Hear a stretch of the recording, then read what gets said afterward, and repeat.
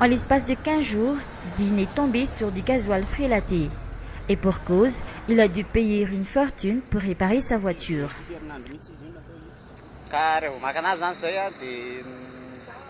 Les gasoils frélatés sont mauvais. Cela a un impact sur la puissance du véhicule qui diminue progressivement. La voiture ne démarre plus si on arrête le moteur dans les embouteillages. Quand on ouvre le réservoir du carburant, il y a une odeur infecte qui en dégage.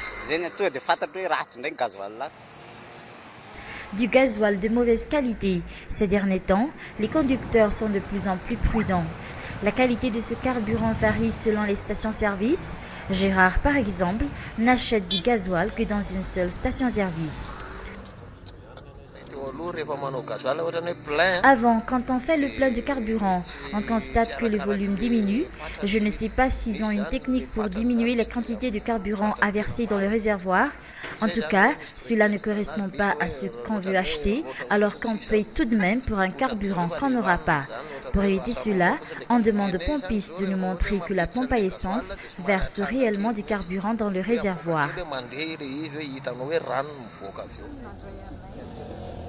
Cette situation a fait doubler le nombre de voitures à réparer chez les garagistes. Toutes, ou presque, ont un problème au niveau de la pompe à injection.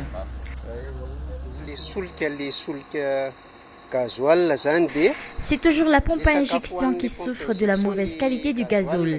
Cela se voit à la couleur de la fumée qu'elle dégage et la voiture devient de plus en plus faible.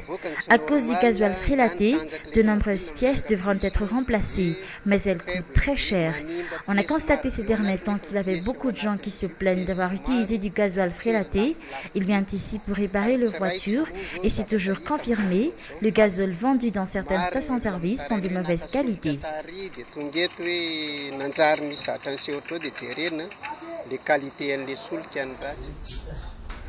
À cause du gasoil frélaté, il faut en minimum 500 milliards pour la réparation. Cette semaine, l'Office malgache des hydrocarbures a dépisté une sorte de gasoil frélaté de couleur rouge dans 2 stations-service. Une enquête est ouverte.